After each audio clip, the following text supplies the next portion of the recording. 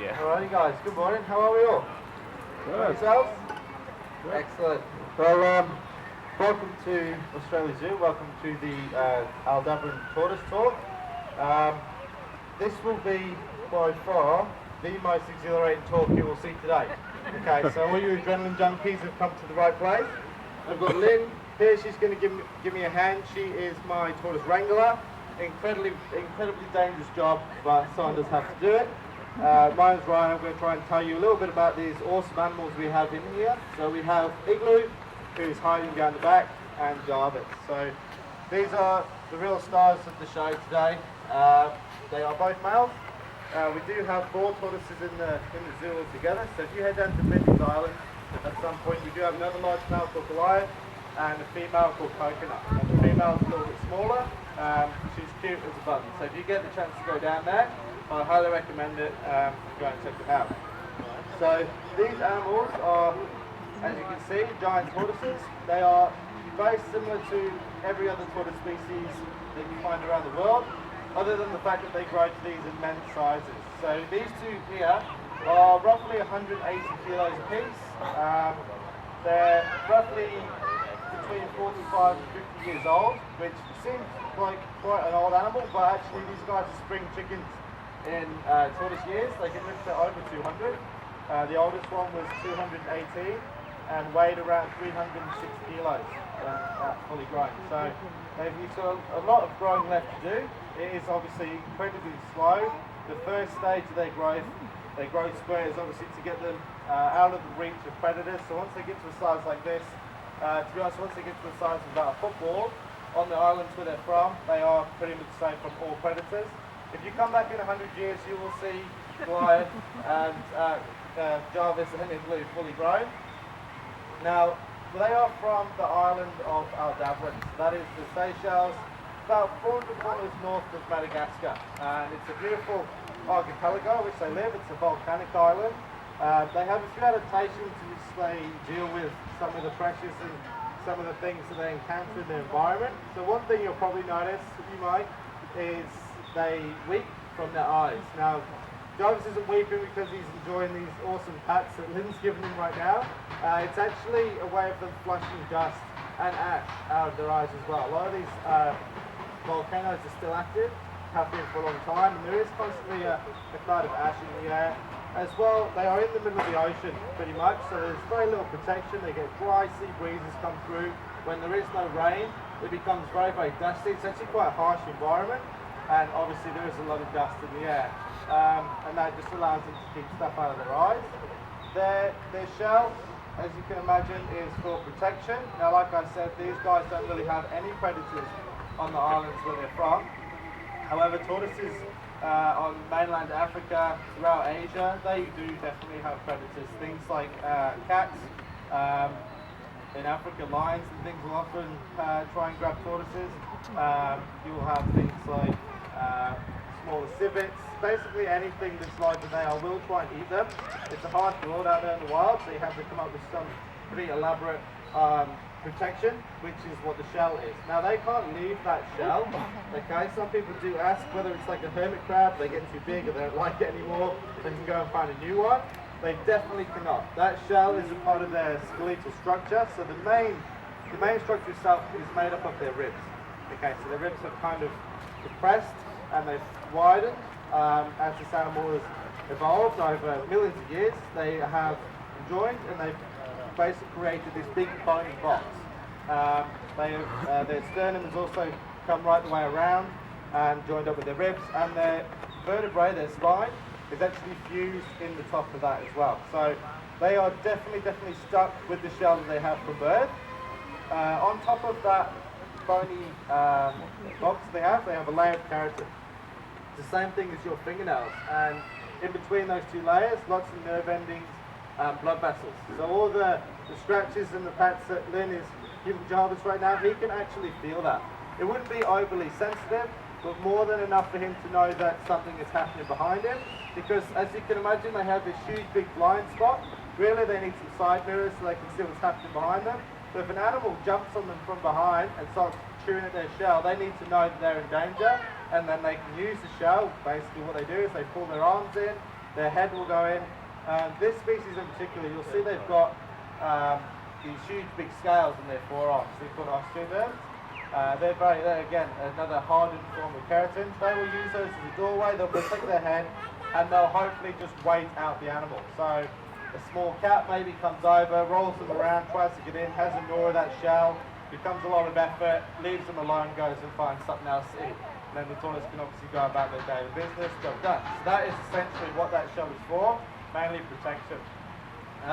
You'll see he's got these little stumpy legs, very wide, very thick again, 180 kilos, and they do have to move around quite a lot as well. So those very short, stumpy limbs allow them to move around, and they're constantly grazing these animals. They're almost like a reptilian cow, and it is a bit of fast and famine for them as well on those islands, like I said before. When it rains, there's lots of luscious vegetation. They'll go around, they eat as much as possible, lots of grass, lots of fibrous material as well. Sometimes the tortoises will even eat some of this stuff you see growing off these palm trees, the paper bark too.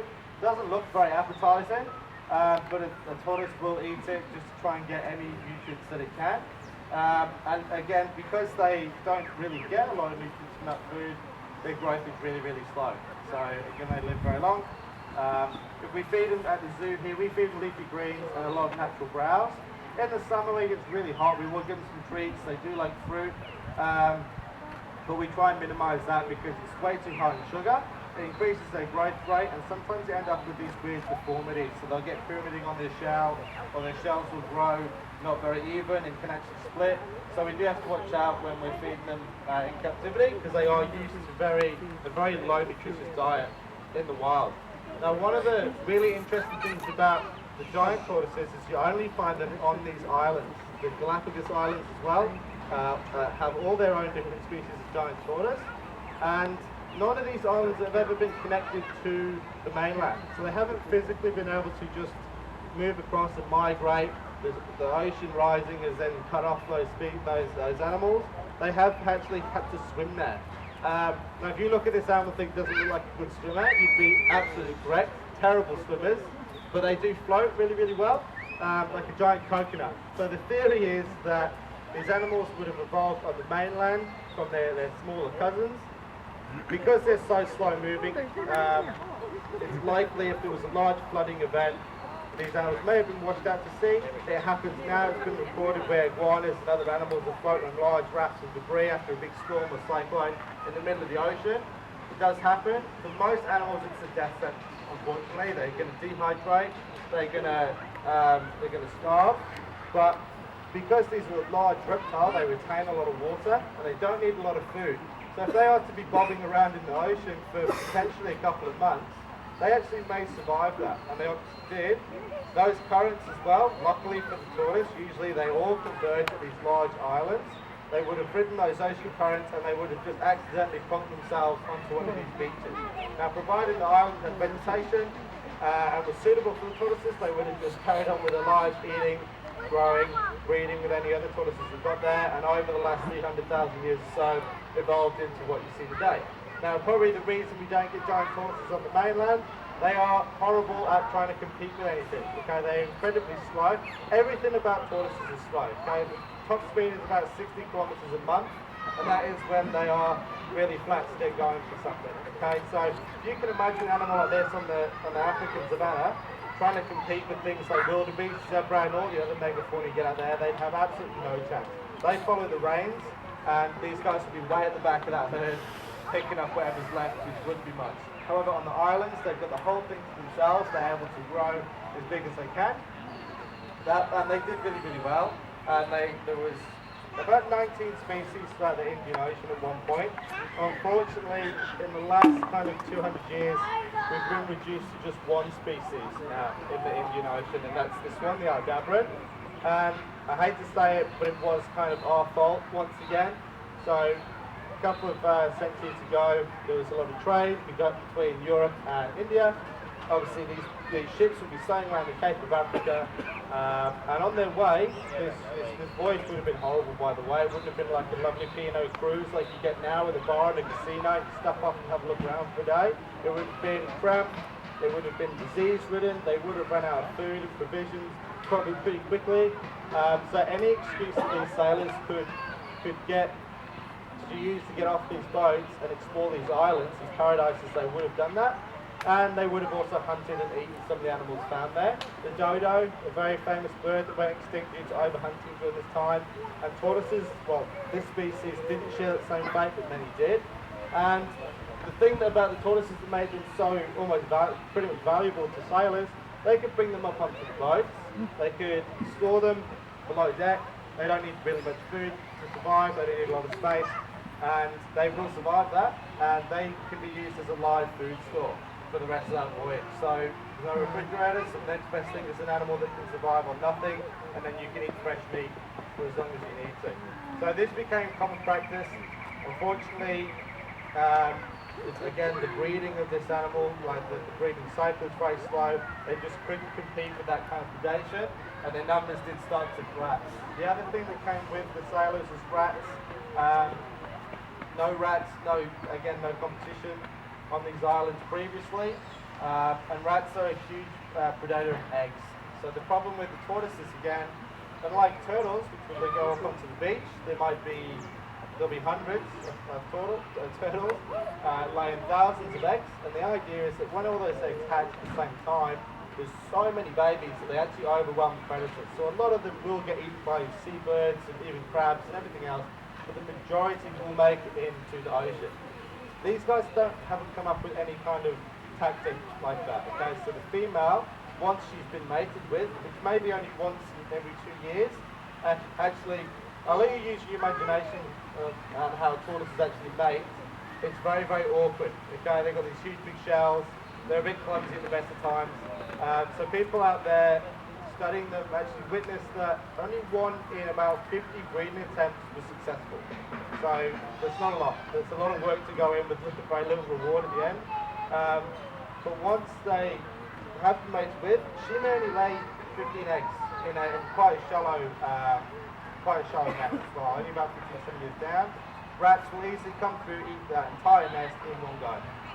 She may lay a couple more eggs over the span of a couple of months, but it's not enough to overwhelm any kind of predator like a rat. So again, their population wasn't able to bounce back. Goats also. Goats are not that threatening. They do look pretty pretty scary at times with tortoise. Again, didn't help with their situation. They go through the island, they eat all the vegetation, leave nothing for the tortoise. So unfortunately, with all these added pressures over the last couple of centuries, we have lost a lot of these species. Their population has declined quite a bit. However, it's not a doom and gloom story at all. It's actually got a very happy ending. This species here is doing extremely well now. There is a lot of effort into, well, the local governments like to protect them because they see the value in the tourist dollar. Tourists love to go over to, particularly the Galapagos, to go and see these animals. It's what the Galapagos is quite famous for. And they've realised the economic value of these animals, and they've put a lot of effort into ridding those islands of pets. And also there's a lot of organisations out there that will collect eggs, they'll raise them, get them to a good size and release them, just give them a bit of a head start. So that's really helped them out. The other thing that has been done is these animals have been reintroduced, this species, onto islands that once had a giant tortoise species. Maybe not this one, but certainly a species that would have filled all the roles that they do in their environment. They don't look like they'd be that important if we lost them. What's the worst that could happen? Those islands actually rely on these tortoises being around. They are the biggest animal there. If you have a little look around this paddock, this was all fresh turf only a couple of weeks ago. We had some rain, and as soon as we get that, these guys got dig big holes in it, make big mud baths. In the wild, they would use that to cool off. They can't scratch or itch themselves, so once that mud dries, it peels off any skin or parasites. But what they're essentially doing is creating a lot of mess. When they eat, food goes everywhere. They'll push down small trees, they'll disperse seeds. All this stuff helps the rest of the animals survive on the island. They create opportunity for all these other species. So these islands that were void of tortoises, people studying them also found that the biodiversity was starting to collapse. So in order to help that, they put a lot of effort into bringing back the species and introducing them onto those islands, and that's actually really, really successful. So they've done really, really well. and they are classed as vulnerable, however heavily protected, and given another maybe 100 years or so, their population will boost. There's lots of baby tortoises being found on the island, so they're starting to do really well, which is excellent news because they are a really cool animal. They are a bit clumsy and they're quite funny to look at sometimes, but we actually love working with them. They do love the attention. And because they love it so much, you know, you guys would probably love to come here and pet them so much. We're going to give you the opportunity to do that. So it is only $10 per group, per family. You can come in, you can come and grab a photo with either one of these tortoises. Give them a good rub and a pat and say hello. You will also get a professional photo taken. You can take that home and make all your friends jealous. So if you're interested in doing that, please head down to this front gate here and Jane will come and sort you out. Other than that, guys, thank you very much for coming to the zoo today and enjoy the rest of your day. Thank you.